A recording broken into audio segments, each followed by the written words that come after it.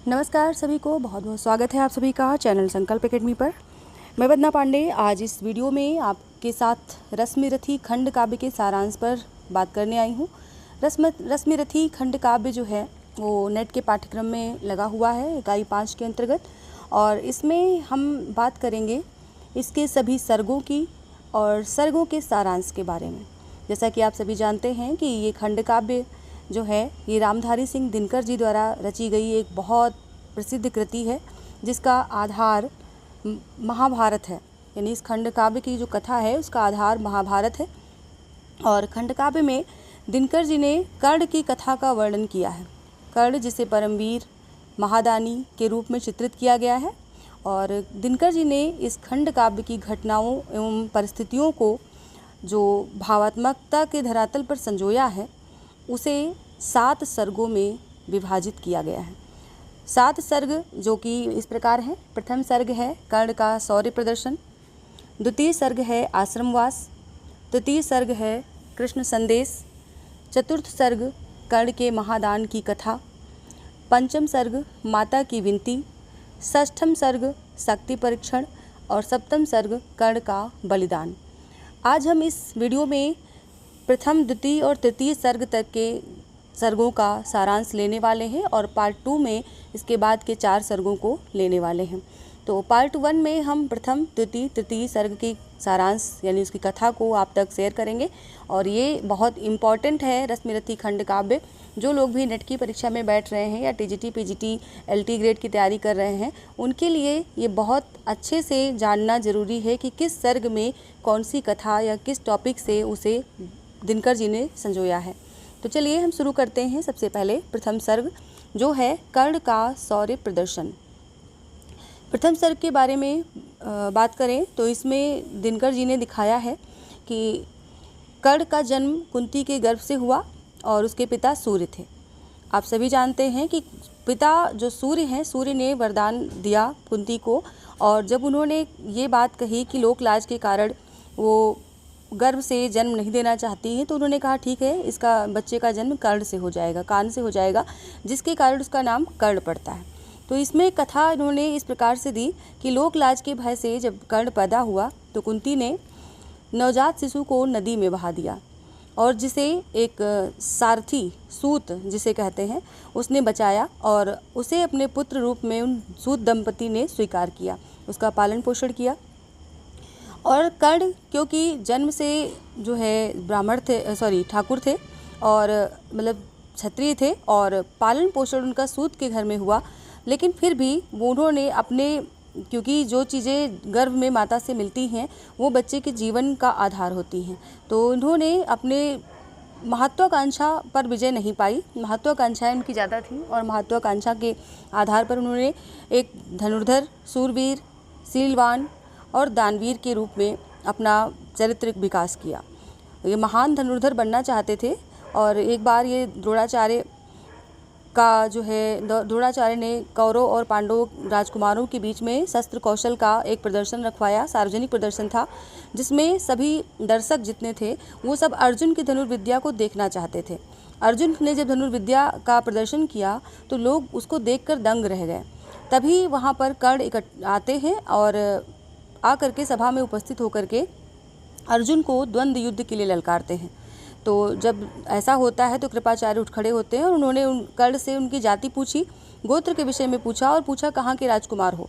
तो अब क्योंकि कर्ण जो है कहीं का राजकुमार तो था नहीं, तो उन्होंने अपने आप को बताया कि मैं सूतपुत्र हूँ, और निम्न जाति का कहकर जो है कृपाचार्य ने उनका अपमान कर दिया। वहाँ सभा में लोगों ने अपमान कर दिया कि निम्न जाति का जो है अर्जुन से द्वंद्व युद्ध करना चाहता है, और इसलिए उसको अयोग्य समझा गया। जब ये हुआ तो उसी समय दुर्योधन को मौका मिल गया, क्योंकि दुर्योधन अर्जुन से जीत नहीं सकते थे, विजयी नहीं हो सकते थे, तो वो चाहते थे कि कोई ऐसा व्यक्ति उनको मिल जाए जो अर्जुन को ललकार सके।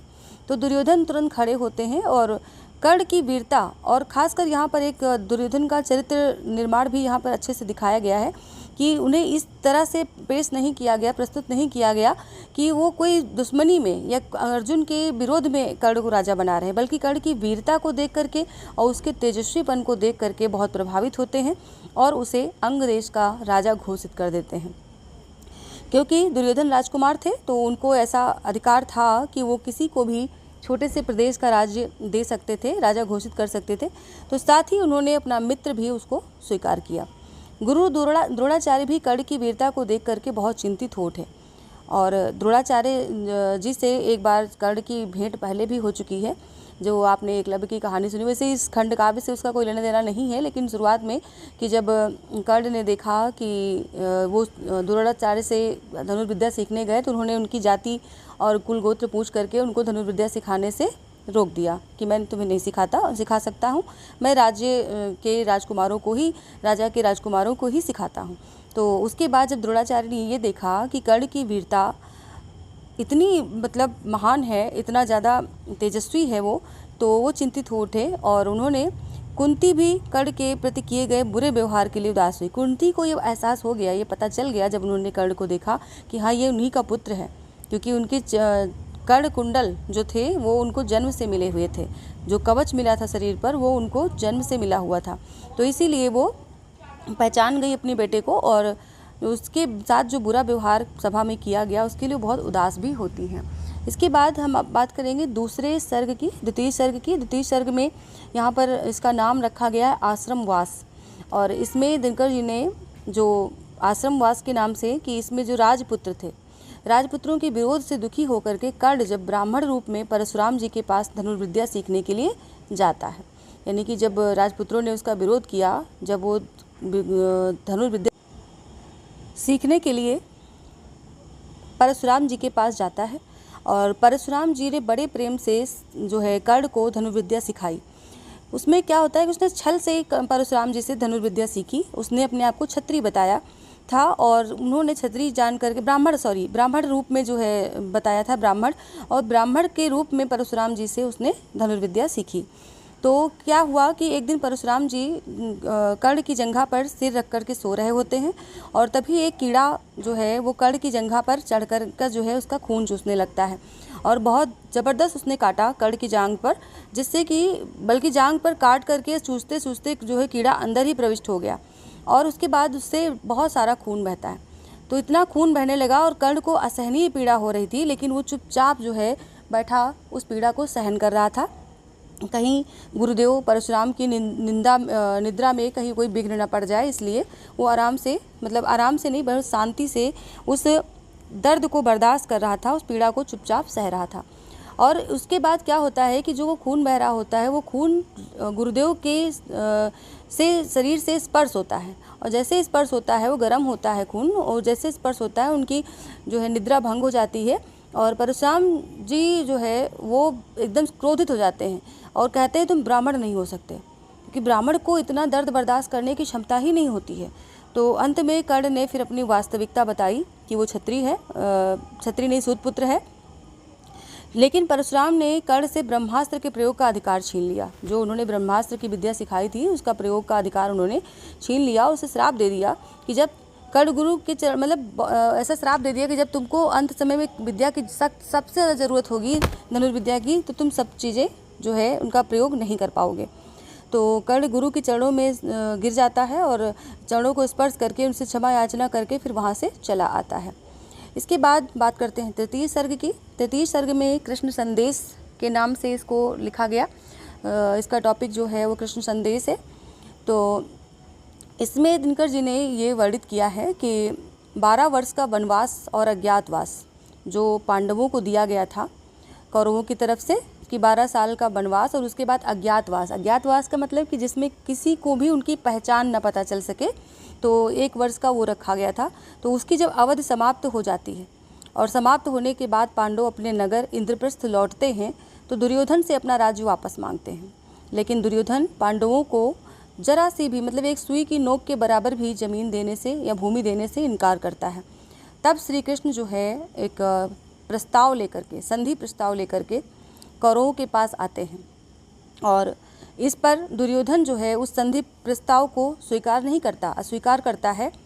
यही इस संदेश में, यानी इस सर्ग में कृष्ण का संदेश जो है, इसी सर्ग में ये दिखाया गया है, बताया गया है कि श्री कृष्ण को ही बंदी बनाने का प्रयास करता है। एक तो दूत बन करके जो आया होता है उसको कभी बंदी नहीं बनाया जाता है, लेकिन दुर्योधन की धृष्टता जो है इस प्रकार से बढ़ गई थी कि अब वो 12 साल तक से राज्य कर रहा था और अपने आप को सर्वश्रेष्ठ शक्तिशाली मान रहा था। 1 साल का अज्ञातवास वो किसी तरह से भंग नहीं कर पाया।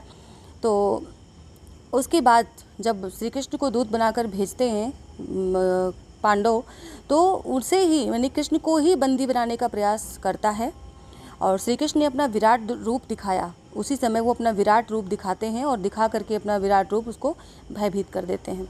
तो दुर्योधन के न मानने पर भी श्री कृष्ण ने कर्ण को समझाया कि मतलब तुम अपने मित्र को समझाओ, और उस कर्ण को उसके जन्म का इतिहास भी बताया कि पांडवों का बड़ा भाई है वो, और उसको युद्ध के दुष्परिणाम भी समझाए। लेकिन कर्ण ने श्री कृष्ण को ये समझा दिया कि वो युद्ध में पांडवों की ओर से सम्मिलित नहीं होगा, बल्कि दुर्योधन ने उसे जो सम्मान और स्नेह दिया है, जो उससे मित्रता की है, वो उसका बहुत आभारी है और वो कभी भी उनसे छल कपट नहीं करेगा। वो चाहे अपने इस जानने के बाद भी कि वो पांडव है, पांडवों का भाई है, फिर भी वो सबके खिलाफ खड़ा होगा और वो हमेशा कौरवों की तरफ से ही युद्ध में खड़ा होगा और युद्ध तो निस्संदेह होगा। तो इस प्रकार से कृष्ण संदेश लेकर के आते हैं, संधि प्रस्ताव लेकर के आते हैं, लेकिन उसको जो है कौरवों की तरफ से ठुकरा दिया जाता है और उस प्रस्ताव पर कर्ण को भी समझाने का, लेकिन उसका कोई परिणाम नहीं निकलता है। तो इस तरह से तीनों सर्ग यहाँ पर समाप्त होते हैं। तो इन 3 सर्गों के बाद सेकेंड पार्ट में हम चतुर्थ सर्ग, पंचम, षष्ठम और सप्तम सर्ग लेकर के उपस्थित होंगे। और तब तक के लिए आप सभी से विदा चाहती हूँ। अच्छे से पढ़ें, अच्छे से तैयारी करें और अच्छे से एग्ज़ाम दें। आप सभी के लिए बहुत सारी शुभकामनाएँ। धन्यवाद।